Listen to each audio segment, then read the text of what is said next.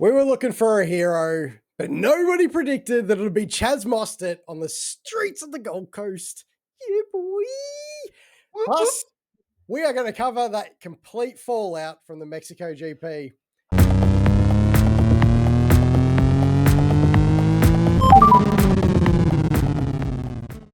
G'day, Damien. How are you? I was so happy for a second there, and then you mentioned Mexico. Oh dear. We'll touch on that later. Let's focus on the positives. Focus. We're here for Yes, the positives. Chaz won. We're good.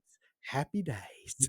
it was. So I'll say it now. I think I've got it in my notes, but Yeah. what a follow up to a sensational Bathurst for the international media and for the general public to then see some of the racing, some of the desperation, but those chicanes, just just Chicanes. switching off the right side beacons and then all the shots of the cars just going bugging across the, Go again.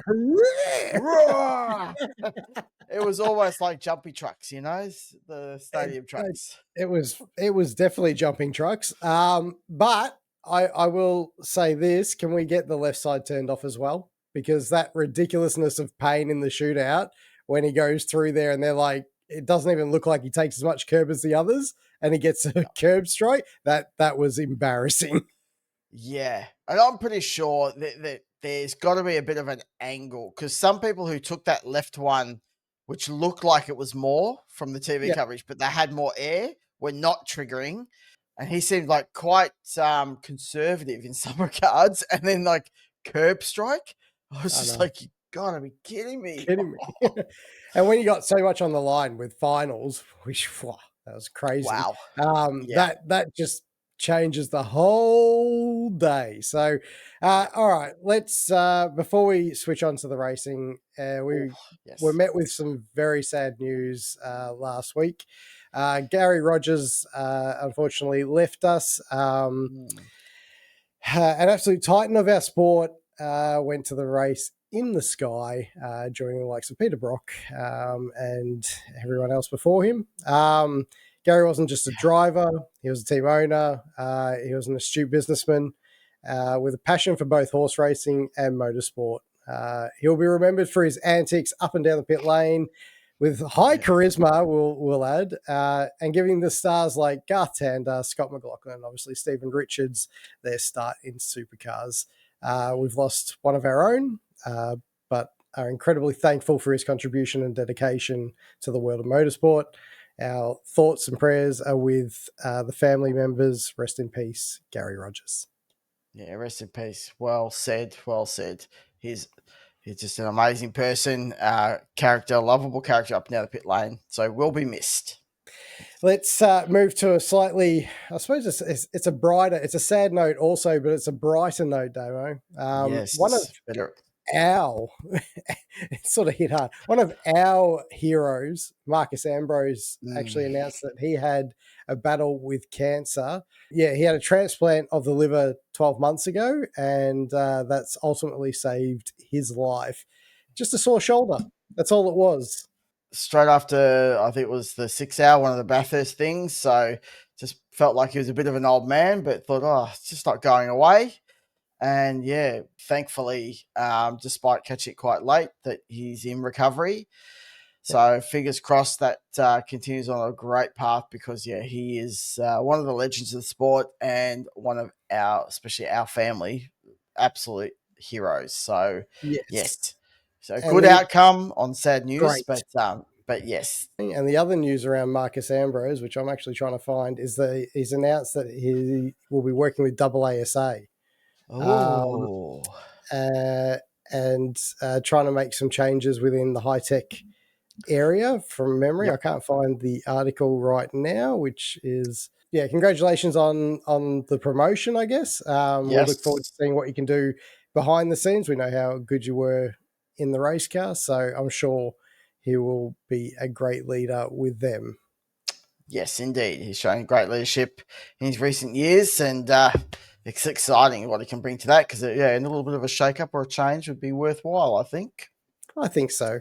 AASA are doing good things, so Let's keep that rolling. All right, on to Gold Coast. Thanks. Gold Coast. The Gold Coast, it gave us everything. We had shunts, we had passes, we had not so well executed passes, we had people forced almost into the fence when they got punted in the rear. We had it all. We had leapy cars. We had Monash highway situations with the Porsches. Porsches. Gold Coast was just insane, yeah, and particularly that Saturday was just epic. The final system, everything was just culminating into a spectacular event. Even I will say, even some of the stewarding was, a little interesting. At one point, it felt like the finals people had different rule set to those that were out of the finals. I'm pretty confident they did. Yeah, it did feel that way. What do they say? Allegedly, or whatever we have to say. But there was some rough calls and some me screaming at the TV, probably yourself, going, "Why wasn't that guy penalised?" No, we didn't message each other about Brown on Cameron at all. I mean, no, poorest overtake of the weekend. Do you think? Pretty close to it. I put that up on X, and I had someone fire back at me trying to tell me the rules, and he was like, he was far enough up, mate. He was far enough up. Can you believe he was far enough up? That's why he didn't get a penalty. And I'm like, mate, he came from 3 car lengths back, arrowed into him. That's a penalty. It was late, and I'd love him to articulate, our friend on X, whoever that was, to articulate perhaps what is far enough up in definition. Is it if I support the driver, anything's far enough up, or is it maybe an A, B, C pillar, like somewhere in the reach of the car rather than right at the back? Without using Cameron as a stopping, car, I don't think he makes the corner just quietly. I think he finds the fence himself. So I think that was taking the mick. And Beardo, I would love an explanation, mate, because I think I call horse shit on that one. That was definitely a penalty all day, every day. Right. So we spoke about the jumping cars. What is our overall feeling around this? Because spectacle, yes, tick. 10 out of 10. Taking the piss? Well, so yes, I guess because we're used to the old way where it was like anything more than just touching the curb is a penalty. And then this sudden change and things, it was a bit of a surprise. And like at one point, you could see those that were maximizing it. They were showing the breakdowns, and Chaz was catching the car in advance, and over that little sector, that micro sector, he got half a second on the guy in front, just because the guy in front did more traditional 2 wheels up, and Jazz just went, I'm just going, I'm 4-wheeling it. Amazing. Yeah. Yeah, he literally just just run across the left-hand side and then launch it on the right and then go left. Like it was the perfect setup, and he did it lap after lap after lap. But his speed, regardless of that, on that epic. Saturday was mind-boggling. Like, I haven't seen speed out of WAU since Bathurst. 21 was it? 21 that he won, or 22, whatever it was. Like that was incredible. I don't even know how to, like, it was obviously not so incredible the following day, but those old tires, man, like if there's a question that I have, which tire is best? Because those old tires, the old super softs, put on the spectacle, whereas the current day one didn't. But we've gone to other racetracks where that's the complete opposite. So somebody fix this. It's like the roll the dice of the tires, because that tire on the Saturday was amazing. It lasted forever. It was fast. Like it was the perfect tire for that event. Perfect. Yeah.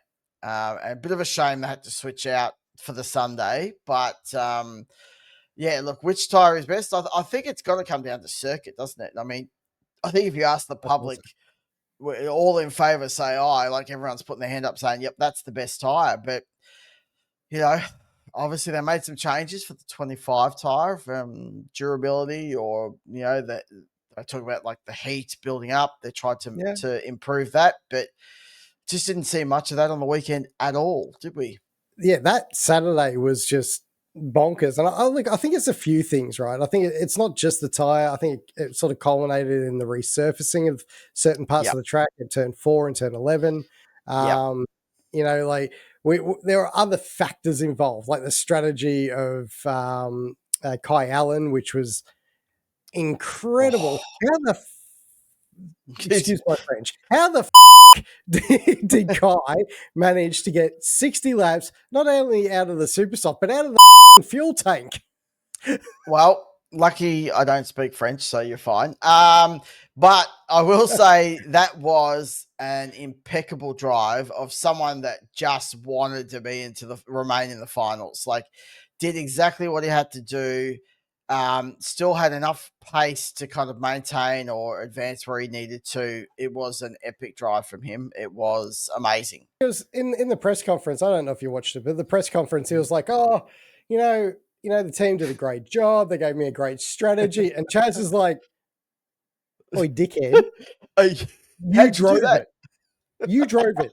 Pat yourself on the back. That's 60 laps." Like, he was like, "Come on, man, give yourself some credit because not many people can do that." And he found pace even while fuel saving and tire saving, and that was incredible, man. Like, yeah, well done, Kai. I was massively impressed with you over the weekend. And in case you didn't know, Damo, it's the first time he'd been at that track.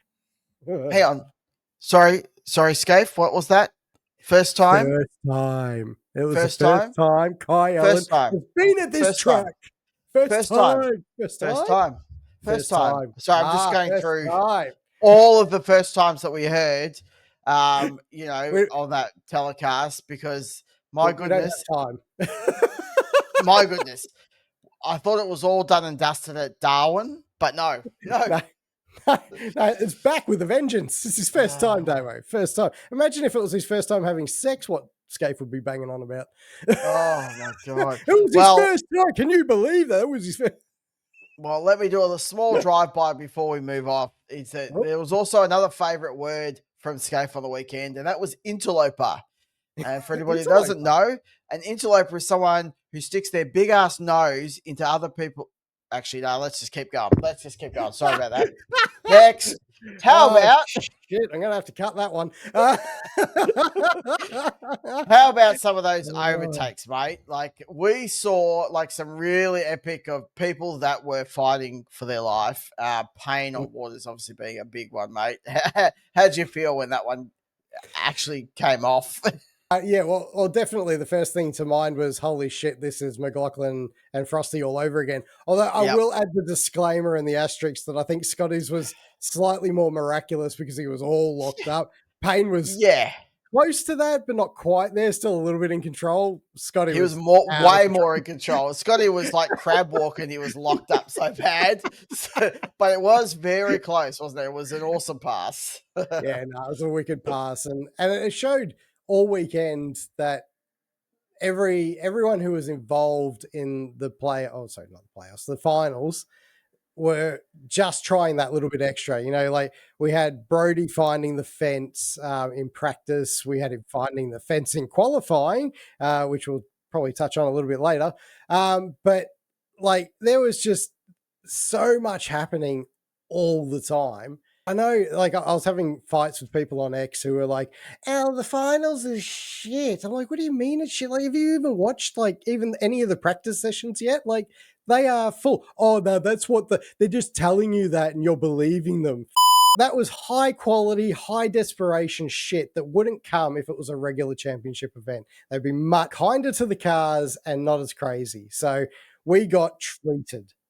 Yeah, we did. It was evident that with all of that stuff happening, that there was additional pressure. People were taking extra risks. People were feeling the pressure and failing. I guess we can refer to them as they refer to themselves. I think I said it first, but it was just on a private message to you. But it was the unlucky dogs because both of them, how Browns got through, I don't know. But yeah, that they were both nowhere near their best on that weekend. Not at all. No, well, I mean, for Brown, you understand he struggled with quality and so forth. I think for Yep. Kostecki, he probably just needed a little bit of like reservation, like just calm down a little bit. Like he's fast anyway, especially in quality. Yeah, he needed someone just to come in after the I think it was the second practice, and it was just kind of it was just like someone needed to come in and just say, mate, right, you're at 11/10 at the moment, bring it back to 9, and let's get ourselves into the groove Yeah, because it was just there was too much that was happening. I yeah, think. yeah, But that was the finals. The finals was driving all of that behavior because 100%. so many of them came into the weekend with this. I've just got to win on Saturday and then I'm through. And I'm just like, well, sure, that is a great strategy, but isn't that what you're trying to do every weekend? Maybe just try and get yourself in the right position at the right time so you can potentially win.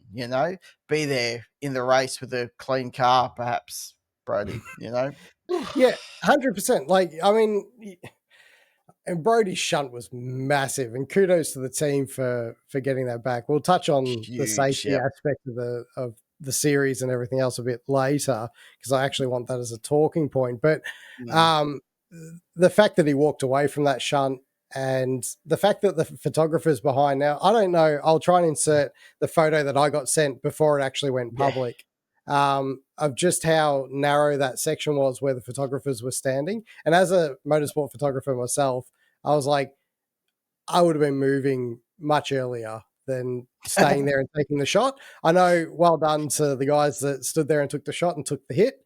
But your life is not worth it, fellas. Yeah. It's better to get out of there. And that car coming down the front straight, smoking like a bitch, it's going to go wrong. Just move. Yeah, it just felt like it was a recipe for disaster. But yeah, we'll as you said, we'll touch on the safety because we've got a few questions around that.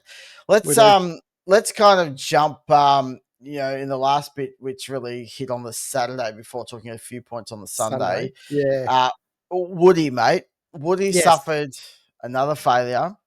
Yep. He did. Now, is he like in terms of driver? Because like the team's got to bear some responsibility for some of this stuff, but is he the unluckiest driver this year? I mean, we think about things like Perth, we think about Bathurst, and now Gold Coast. Man, that kid could have had an epic year this year, and he's just been robbed so many times. And he should have had an epic year. He should still be in the Yeah, finals. I you know, yep, both he and Kostecki, in my mind, should still be in there. But they've both fumbled it. Well, sorry, yeah, Wood didn't fumble it. Kostecki nope, fumbled it. yep, Woody was just unlucky, but he couldn't get back to the front on the Sunday. So nah, I think it'll be a big learning year. I kind of view it almost like McLaughlin losing the championship to Wing Cup in 17. I know he didn't get that close, but those little things, those one percenters, will steady him for the years to come. It'll yeah, strengthen him. So and he's got a lot of time, right? And I know he's in a hurry. He is, but he's got a lot of time to get it done. He is the most unlucky guy in pit lane this year, and yeah. I think wherever the black cat that he ran over or the ladder that he walked on, I don't know where it is. Whatever he did, mate, in the off season or soon, you need to find it and reverse it because Jesus, that's out of control. Well, I just hope, and I guess this is a bit of an off topic. I won't go too deep into it, but I really hope that they're moving to a new manufacturer next year. So I hope that WAU can kind of get themselves on top of some of these small little errors that have caused these outages, these issues for Woody.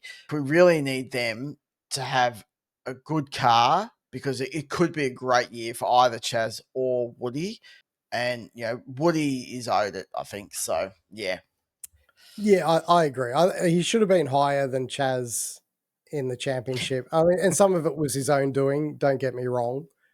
He's a lot of it's also his luck. So, yeah, I agree. Hopefully, WAU can give him something and deliver him something next year with a Toyota product. But yeah, we'll see how yeah. that goes. All right. So Sunday we had. Oh, I would say it was a slightly duller race than Saturday because Saturday was just off Yep. the freaking charts and it was really, really difficult to sort of, I don't know, compartmentalize. Yes. But Sunday was easy. We had a strategy race and it was a master stroke from WAU and Chaz.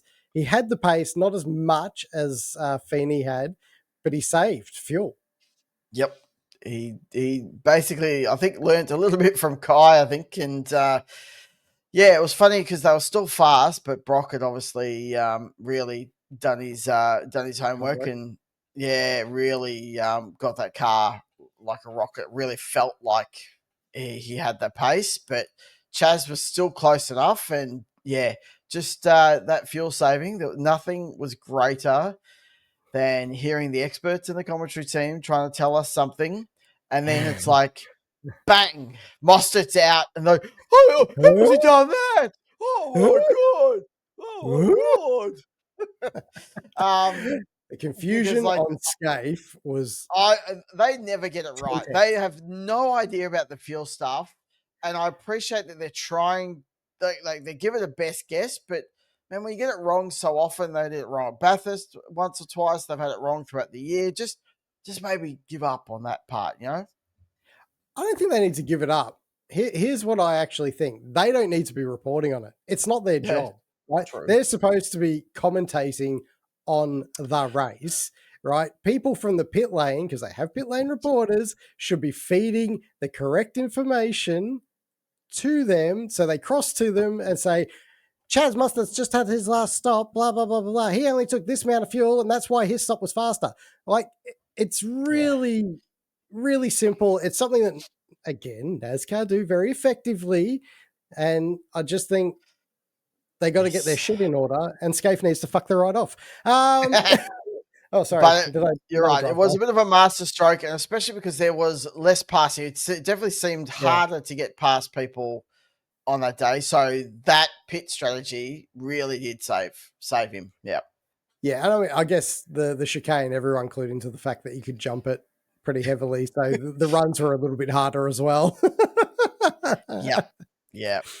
All right. So let's then move on to, there was a couple of little moments through this one. So because it was harder to pass, we had a few bumps going on and Stanaway was being pretty aggressive at one stage. He ends up bumping Brody, probably the wrong guy to bump, I'll just add, in that last corner. And then Brody just square feeds him onto that small little bit of grass on the left-hand side. Cost them both places, but I could see the smile on his face from the TV in my lounge room. Yeah, it did have the feeling of a little bit of NASCAR of, all right, fair play. You did this, I'll do that. Happy days, we're all square, you know? Like, it did feel that way. It was good. At the time, though, because it let Anton through, I was like, damn it, man. Yeah, that was the part I wasn't happy. I'm like, this is a guy that we're battling for. Yeah, we'll come to the final stuff as well. But this is a guy you're battling with, and like now he's freaking through, and oh my gosh, I know. But on that, you know, because Anton was pretty agitated after the race because he decided that he was unfairly dealt with and given an unfair penalty for taking Courtney out of the race. What was your read on that effort to pass Courtney that didn't come off? I think the way it panned out was pretty fair, wasn't it? Because cheapest, I'm not sure. I haven't seen enough from Anton to kind of go like that. I don't think you truly believe what you're saying here. I know you're angry and upset because of the finals, but like fair dinkum every day of the week. Yeah. I get what they say. He's like, oh, he's moving under brakes. He's actually not. He's arrowed at the corner, which is a defensive move where you are actually still braking in a straight line, but you are arrowing to the apex, which just basically stops your competitor having a go. And Anton just got it wrong and then overcommitted and walloped him into the wall. So, and you can tell that James is going to be, well, allegedly, is going to be at that team next year for Enduros. And even he was sitting on the bottom of his car going, dude, what the? Yeah. I thought that was one of the funniest moments on that day because you could see Courtney got out and like normally they kind of just get themselves behind the barriers, but he was hanging around. I'm like, oh, here we go. Here we go. Yeah. And I was like, oh, that was a bit lame. Come on. It was. James, you're about to leave. You can go ham, can't you? I reckon he should have taken the bonnet off his car and then just thrown it at him as he came past. The old helmet bonnet, throw something. Yeah. Something. Give us something. I wanted to see a Skafingle moment. Even the Scafey fist would have been better than just the old. What the is that, bro? Yes. Yeah. It should have been. Yeah, I think it was fair. You're right. I guess if you wanted to really pick it apart, that corner, because of that little kink, you can brake straight towards the corner. So you're not moving under brakes, but your line isn't on the racing line. And it's fair game. All the smart, experienced bikes were doing it. Anton just got caught out. So the other one to that was the last lap try of Feeney, which was exactly the same. Chaz just arrowed at the apex, and Feeney managed to pull it up, unlike Anton. yes, but those boys were playing for freaking keeps in that last. They were, and I thought it was really good that like he had a crack, but it wasn't too far over the line, so it didn't take each other out. Because that was initially when you saw a little bit of lock break, I was just like, no. I'm like, ooh, yes. But yeah, it was it was good, hard, a good hard battle, which was nice. And just going back to a bit of that Stanaway and Kostecki thing, I thought that was kind of good and a step away from what we'd seen in terms of penalties from the Saturday. So yeah. Yeah, definitely. And I think it was, they basically felt that it was tit for tat and it was done. So, and look, we want to see that. We want to see not necessarily square ups in a bad sense, but we want to see that they can rub and move and that. And same with Brown. He had some suspect moves on the Saturday, but it's okay if it's the same for both ways. I don't have a problem with it if it's let go all the time. But yeah, we obviously saw some others like Will Davison getting penalties for similar instances that you're going to go, well, hang on a minute. Like if that's not a penalty, then this shouldn't be the penalty type thing. So yeah, exactly. So I guess there's some good news and some good takeaways from the weekend that Aaron Cameron from BRT. Yes. Finished 10th. Excellent result for him, and had a pretty good weekend all round, really. It was good. Did you know that you wouldn't have known because they didn't speak about it, but it's been like 6 years since he was there last. Yeah. And, it was in like one of the truck or something. Trucks, yeah. So never really been there either. No, but you wouldn't know that because, Aaron Cameron isn't in the limelight, is he? So not quite Kai Allen in the finals, unfortunately. But I think Aaron Cameron, well done, mate. You had a cracking weekend, and well done to BRT because their turnaround. And look, I know they've had help from WAU, but their turnaround since the mid-season or just after New Zealand round has been epic, and they just slowly creeping forward. So kudos to them. Yes, Courtney would have had an even better weekend. Obviously, the Saturday was running, in well inside the 10 and then had a bit of a transaxle issue. So, he probably could have had a better weekend, but overall was pretty good and was running in the 10 again, I think, wasn't he, when he got taken out on the Sunday? Yeah, so, I think he was 7th. So, it's unfortunate because they really did have a good weekend other than those two little issues. Oh, wow. And there was a little fun fact before we get off BRT is that with Aaron Cameron getting into the top 10 shootout, officially every team this year has made the shootout at some point. So everyone has been in there. So well done. That was he was like the last one. So so good to see that everyone's had a bit of a crack up in the top 10 at some point from a team perspective.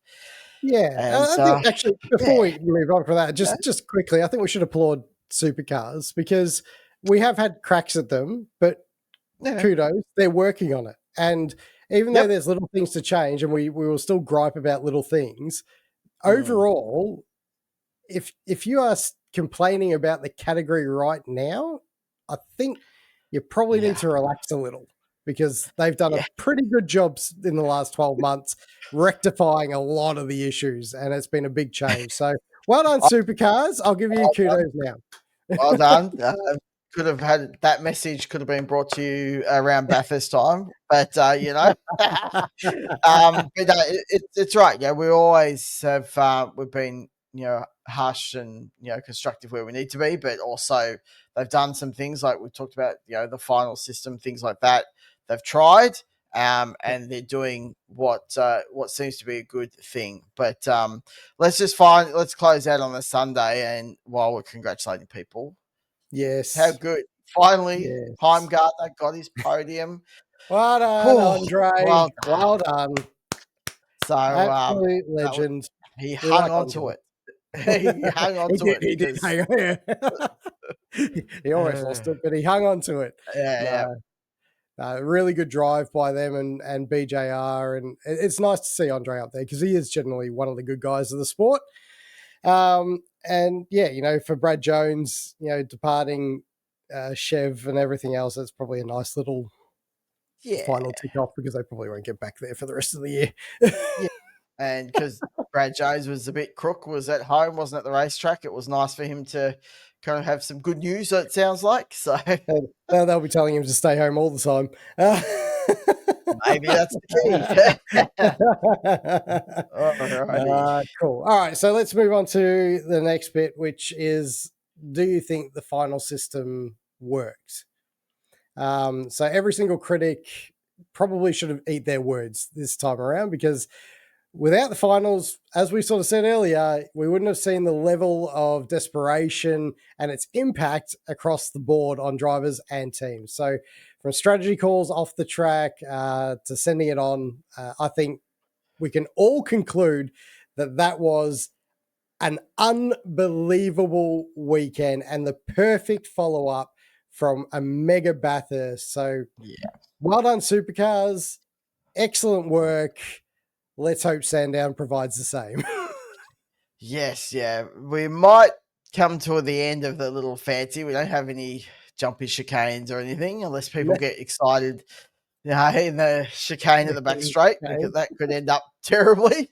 But like we mentioned it earlier in the year when we were talking about it, that it was great that they're trying something, and we'd sort of see how it would pan out. And certainly Sprint Cup, it was a bit of a Enduro Cup, but this weekend, especially on that Saturday, I think it was epic to kind of see that it was culminating, and the drivers understood that urgency and had that desperation. For some of them were a bit lackluster, but some were actually really that I've got to try and I've got to get in there and I'm going to make this pass and I'm going to really push to get there. So it is working a absolute treat, the final system.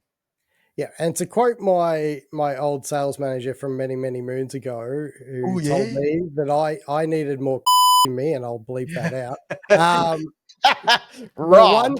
No, it wasn't Rob. It was Brendan. Brendan. Oh, dearie me. I think the same can apply to Thomas Randall. I think you need to get some more in you, mate. You need to just start roughing people up and stop being roughed up, because you have the pace. Just go and get it done. If you don't, you'll get eliminated. I mean, really lucky to get through. I think just the fact that some people had some terrible weekends, he was okay. But he spot on without adding another bleep, in the edit room. I agree. if I look at two people that I actually believe shouldn't have made it, and this could be controversial. Oh, here we go. Yes. But Mr. Brown and Mr. Randall should have been the two that missed, not Woody and Kostecki. If you're going on pure pace and form, those two, I mean, Brown has fenced his car at Bathurst, at qualifying, and actually in top 10 shootout. Yeah. So you just like, that's piss poor form, mate, and you need to be better. Anyway. Yeah, and as I say, like it's fascinating that someone obviously came in reasonably high up in that 10, but to still come out in 5th is amazing. That it's like magic somehow, because you're right. From his performance, I can't understand, excuse me, how we got in, or how he stayed in. And if you're looking at that, I think Kostecki is like, one of those ones. I think he overdid it. So, potentially that's part of his own development. Yeah, And 100%. you can take that. Woody, absolutely. If he didn't have that failure, he would have been through and probably pushed out Randall in the end. Yeah. But Randall needs to step up. If he's got, now's the time to really become a bit more aggro and just make it worthwhile. Drive it like you really need it. So, yeah, 100% agree with that. And right, so let's move on to something that's the improvement area. We're not going to say it's a fault. We're going to say it could be improved, and this could be argumentative as well. But true. I had a slight problem, and I don't know about you. You can give me your thoughts after I say it. But I had a problem with Feeney finishing second on Saturday and making it through. Yep. I feel that his advantage, and probably even Payne's advantage, to be honest, was too great in the end. I think we need to look at sort of squishing that down. I don't think you should be able to finish second without and just securing your spot in the first race. Like I'm not saying, like if you go into the second race and he secures it, that's completely different. That's fine. But first race out, finishing second in security spot, I don't know how I feel about that. I thought it was a bit meh. Yeah, I definitely think it's one they need to review, because I think those bonus points for Enduro and Sprint Cup may need a bit of tweaking, because, you're right. For someone to come second and not take the shine off Chaz, who obviously got that, entry to the next round because he won, but just like, and like even now, like the gap, Chaz won both races and the gap is still 72 points. Though those bonus points are probably a little too excessive. I just need to curb them a little bit, or change the structure between the first, second, third. They need to make a tweak. I think that's the feedback I'd have, because it doesn't feel right that someone who came second, even though they'll finish, top of the table, that automatically get through. It sort of feels like it's an easy win for a car that's already competitive. So, yeah. Yeah, I mean, look, like ultimately he was going to make it through anyway, so it doesn't really change anything. No. But I just remember seeing Chaz win and being like, "Oh my god, that's amazing!" And then they went, "Oh, and Feeney's through too," and I'm like, just I don't know. It just felt the feeling inside me went, I don't like that. I don't know why. I just didn't like it. So maybe it just needs to be squashed down a little bit somehow. How they figure that out, I haven't put enough thought into it. But it was just something that popped up that I thought I'd talk. But the other part, Damien, what do you reckon of the old graphic? Do you think they got it right, or do you think they can fucking improve on that too? Well, they could definitely improve. And so here's the kind of two bits of things that they can do. I think on Saturday, mostly they had the little extra table graphic that was showing where people were, and it kind of, you sort of felt like you were across it. But then on Sunday, the Sunday race, when it was literally the elimination period, both that graphic didn't appear near enough, and the commentary team weren't being fed the information to talk about it. And even at one point, Crompton referred to the fact that, there's still so much racing, we'll deal with that later. It's like, no, because this is where if the public knows that, what's going to happen here and these people are out, you understand why someone might make that desperate dive, or like some of those things might happen. And so I felt like it was just that part, they just sort of fell short. They went back to a bit more of the routine stuff, and they could have executed on that, both the graphic and the commentary team. I 100% agree. I think the story was lost. And I think that graphic that they did show on occasion actually just needed to be on live the entire time of that race. You just, it helps, the story. And I just think if, the commentary team, they were still banging on the fact that Feeney's leading the championship. It's like, guys, this is a finals race. The lead of the championship means absolute shit right now. What you need to be focusing on is who's going out, what's going on, and who's leading the race and who's having a battle. And they're the main things that you're talking about.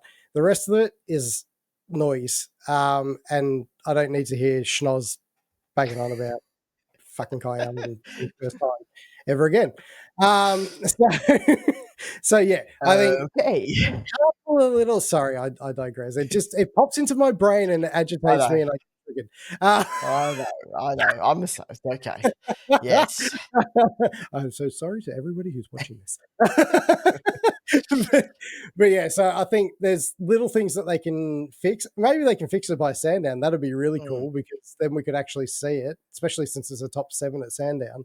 But maybe maybe you guys, what do you guys think? Maybe pop it in the comments below whether you think the graphic should be up all the time so you can see what's going on, or whether you didn't care and you're like, nah, the little emblem was enough. I mean, we could be completely off song as well. Or any of your Twitter friends, if they want to say the finals are shit, please don't. Put it in there. I'm happy to jump on and have a little roast here and there. All in good spirit, of course. All right. Absolutely. All right. So let's switch gears here. So we're going to go to a bit of safety because over the weekend we saw a massive impact, which was Brodie Kostecki. And I actually wanted to discuss a little bit of accountability and also the safety aspect of the cars and the safety to crews and volunteers and all of it. So a bit of the broader spectrum. But first of all, we know that Brodie and the team and Supercars, for that matter, drew a lot of scrutiny for sending that car back out on track. Who should have more accountability? Is it driver? Is it the team? Or is it on Supercars for allowing, essentially those fixes to go back, allow the car back on track in that form? Yeah, well, I think you're right that it's there's 3 people that have failed, but I think more emphasis is on team and Supercars. So I think from my point of view, sending the car out, it was fine. Like they put some extra tape on, no dramas. We see cars doing that all the time. Brodie then hit the bundles on the back straight, which then exploded that whole front off. Excuse me. So that is the point where Supercars should be looking directly at the car, making an assessment. That's where the team should be looking at it and going, he's coming down the front straight. It's like, Brodie, mate, you've got to bail on this. You've got pieces. They might go under the tyre. It's too unsafe. So the team need to do it. Brodie can't make the choice there and then unless he feels something. Now, he would have, he says he didn't, but, he must have known something wasn't right because, it was kind of flapping around. So there would have been some vibration or something that was happening. But ultimately, the team and Supercars, there should have been a call when he was coming down the front straight saying, like, you cannot do this at full pelt. Like, there's going to be an accident. Maybe that would have been too late, but at least some call should have gone out for him to bail. Yeah. I think that there needed to be ultimately some accountability from the team, especially when we got that overhead shot. I assume they would have been able to see that, and they probably should have been on the radio straight away, bail out. Because, that was, I mean, the driver, I saw a few people going in on Brodie going, oh, he should have made the call. He should have said it's too damaged. Mate, when you're strapped into a car, you can't see shit, right? No. Like any of that front bar work is well and truly out of your eyesight. All you see is the bonnet, even if you see that. Like, there's no way that he knows how bad it is on the front. He knows that the team are taping it up, but, I mean, he doesn't know how bad it is. So how bad? I think it comes down to, you're right, the team and the supercars themselves to adjudicate. But I also agree to you that when it did go out with all the tape and so forth, it was fixed and it was okay. Once he hit it again, the team then needed to radio to him to say, listen, we need to bail out of this because the car's front end is destroyed and there's a possibility that something goes terribly wrong, which we don't want, right?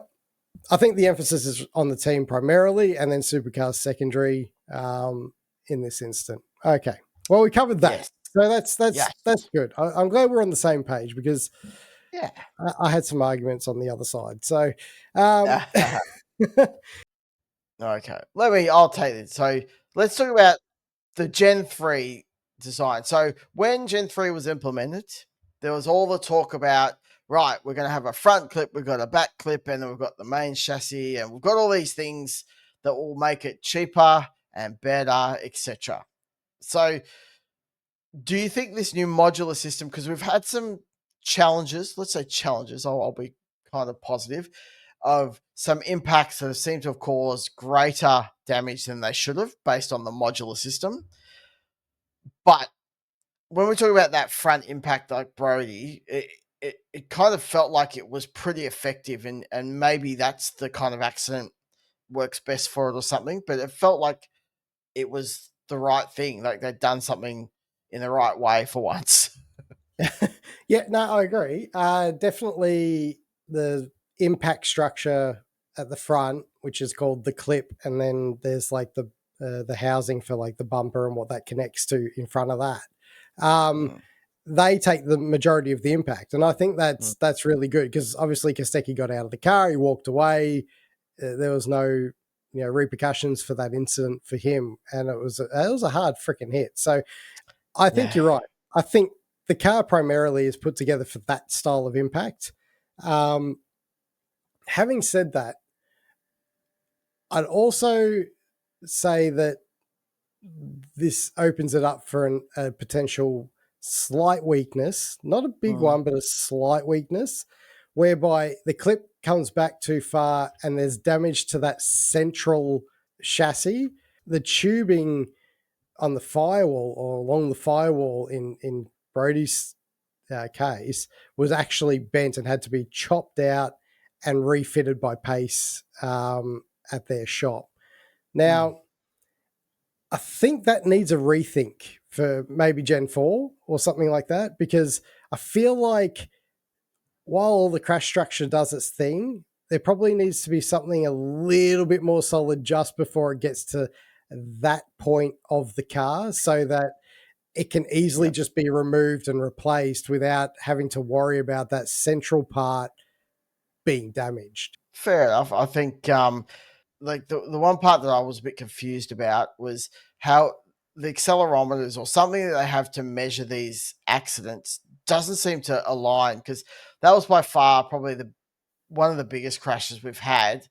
And yet the G rating and the clearance for Brody, who did walk away fine, but it seemed really low. Everything was fine. And yet some of the others that have hit more side on, what was it, 30 Gs and 50 Gs, like we've had these massive spikes in numbers. And I reckon however they're measuring it, I'm not sure in terms of the safety of the drivers, I'm not sure they've got that part right either. And so, like, I think that's one thing they need to look at. And I think you're right with the main structure, because, they had to take that off site. They obviously got approval to do so, but they really needed to spend some dedicated time until 5:30 in the morning, in fact, to get that car. And it probably still wasn't straight. Straight. It probably wasn't right. So, it's a bit of a win that I think that they were effectively able to get that car back on the track the next day. So that is a win. But there's definitely things they can improve on that front.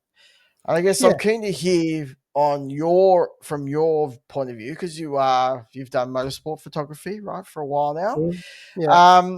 What did you think of like the safety and the impact of those photographers being where they were, but also like just I guess that impact and what eventuated with them being thrown back and getting some debris and stuff like that happening? Yeah. first and foremost, photography at motorsport events, you are well aware that you are exposed. Even with a barrier in front of you or anything like that, you know that there is a possibility that somebody loses control and, just like Brody did, fires into the fence. And you can possibly be standing in that situation. I mean, I think I discussed with you when I returned to Calder Park last year, walking like down the area where Lowndes' car actually came to a stop, and thinking, "Whoo, shit!" Right? Like, you know, you're close, and you know that something can and will eventually, at some point, will go wrong. I don't think I yelled at the TV. Literally yelled those words when I saw Brody going in, and I saw that the guys, I knew the guys would be standing behind there.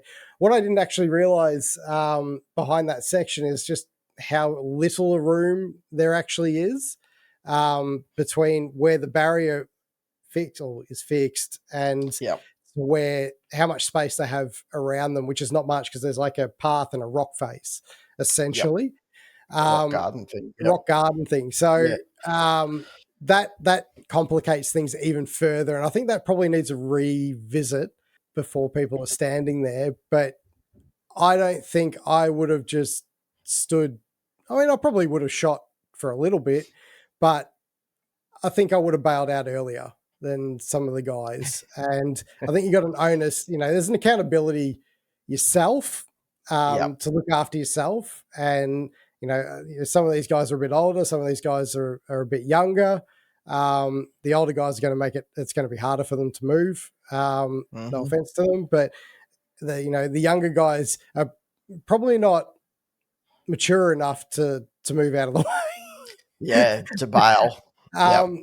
So, you know, there's an accountability from them. They need to make sure that they're putting themselves out of harm's way as much as they possibly can. But it also happens at a really quick rate. When someone goes in, they just go in. Yeah, I guess you hear that locked wheel, and I'm sure they're probably, like, your first instinct as a photographer is to start snapping away because, you know, you want to get the locking and perhaps the damage that's happening. And then I think as some of the photos have shown, like, the car's just itching closer and closer before they bail on it. And and as you say, the distance, you know, the wall moved back like a meter or something, and then there was really not a lot of room between where they were and then the rock face, which, you know, potentially just needs a bit of a revisit. But such a great spot to take photos. It's always going to draw photographers there because you get such a great shot, especially it's iconic. First lap, second lap, where you've just got cars streaming down. And so very interested. It's absolutely iconic. And bear in mind that it is a freak incident because how many cars have we seen go head on there?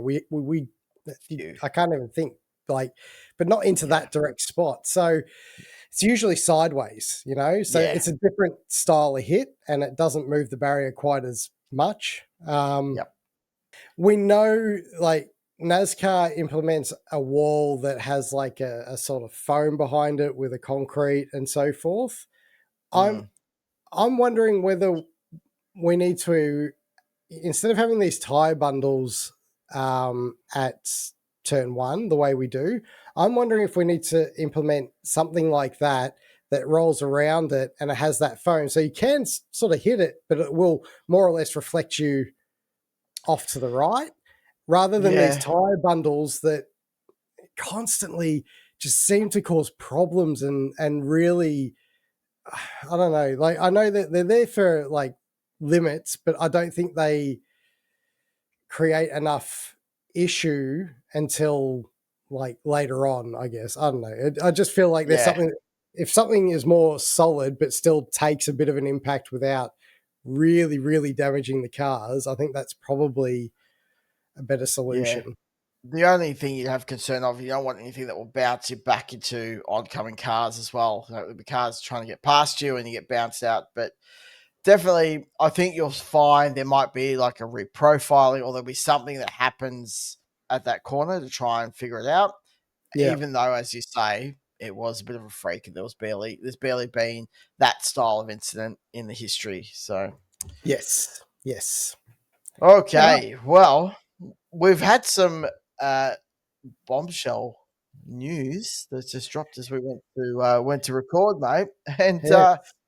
it was kind of like Richie Stanaway's gone. It's like, well, yeah, I'm glad you finally announced it. Hang on, what does that say? Immediate effect? Immediate effect. What has gone on behind closed doors? Yeah. What I feel for Richie. Poor delivery from the team because firstly they announced those drivers and they didn't even announce that Richie was leaving, and there was no thank you very much for your time and this and that. And then all of a sudden we have this post, which is with immediate effect, Richie Stanaway is leaving the team. But thanks, Richie, for all your efforts over the years, blah, blah, blah. Like, it was so weird, man. So weird. I don't understand whoever's running their social media, their PR, like it's so bad. Yeah, they need someone else in that job because clearly that person is not doing themselves or the team any favors. No. And they definitely didn't do Rich any. And look, there is some history of Richie not perhaps engaging with some stuff the best, and maybe a bit of a little hypothesis that potentially after they announced their new drivers, but then didn't, say farewell to him or announce him, that it might have been maybe some internal stuff that's boiled over, and Richie sort of said, "Oh, you, bro," and then Premier said, "No, you, you're out." Like it sort of does feel like, that it's boiled over because it's just sort of turned so quickly. But as you say, like it's such a shame. Like a Sandown Bathurst 1000 winner, never quite got the gel that he needed in the teams that he was with. Never really got the right results, and just it just didn't pan out, did it? First and foremost, have a career, Richie. We said it last week because we knew you were departing the team, but have a career because you leave the sport as a Bathurst 500 winner. Sorry, Bathurst 1000 winner and a Sandown 500 winner. And not many get to do that. Not many achieve that. There's you didn't get a championship, you didn't get a singular race win, but that's nor here nor there. You walk away pretty good company. Yeah, absolutely. But we'll look forward to the announcement whether they stick Juice in or Declan. Do you think? I think Juice will probably get the step in there somehow, unless they want to give speed. Yeah, either that or maybe they'll give it to Fraser because he needs a bit more time in the seat. One of the two.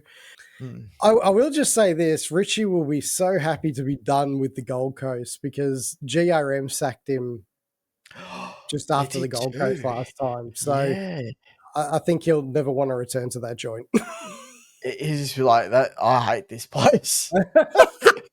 This place can go. Does he live on the Gold Coast? I know a lot of drivers do. I don't know where he lives, but geez, I hope he doesn't because he won't now. He'll be heading back to NZ, I think, mate. I think he's happy to be departing somehow right now. Yeah. Well, we mentioned Sandown. We did. And that is our next event. We've got a couple of weeks, but mate, what are we going to get there? Because it does sort of feel like Gold Coast, we didn't really have a lot of gauge. We weren't sure how that was going to pan out because we had some hit and misses through the Enduro. Sandown, mate, too Camaro friendly. Are you going to be grumpy? If you don't have something nice to say, don't say it at all. Is that? Yeah, I know. Look, Sandown has not been kind to us. As in us, I say Ford fans. For a long period of time. I think we've had 2 wins since 2017. We won the Sandown 500 in 17, and I think Will Davison won in Gen 2 era, 1 race, and the rest of the time it's a Commodore Cup. It's always been a Commodore Cup, and it's a place that particularly Triple Eight are fast at. So I think it's pretty hard. But is the superhero that we need is the weather? Is Melbourne weather going to give us an opportunity? Are we starting the rain dance? Am I starting the rain dance now? Yeah, we're gonna do the old Frank the Tank. Maybe. Yeah, maybe because I think that might be something that might save us a little bit. Yeah, I mean, you talk about being Triple Eight stranglehold. Yeah, it's always been a bit that way, but you know, like Penrite have just been able to shake that tree, haven't they?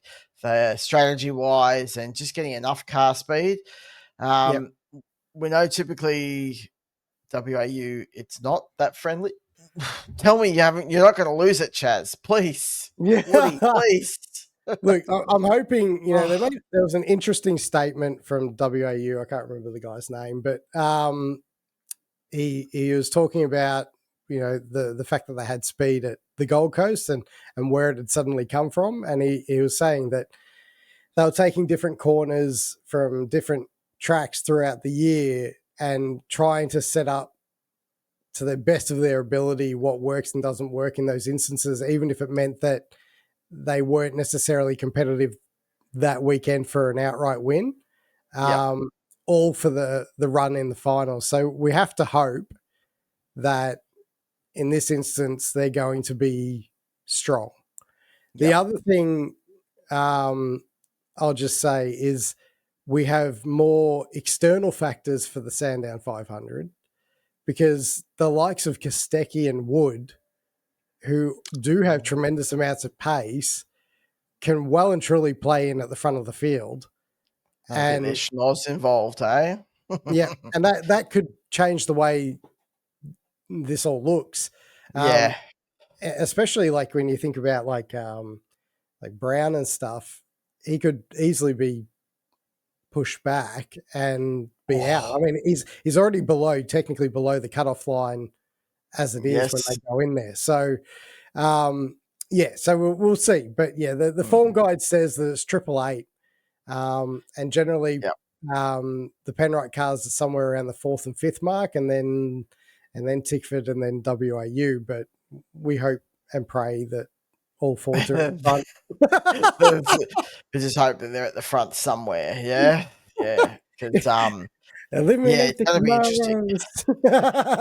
Imagine Kostecki like not letting Brown pass and that knocks him out. Geez, that'd be a great pod to watch the next one. Juicy as indeed. They'll be calling him a dog, but it won't be a lucky dog. It'll be another dog. They've got lucky dogs, unlucky dogs, and then there'll be your dog. They keep changing their pods, eh? Yeah, that's it, exactly. New name every week.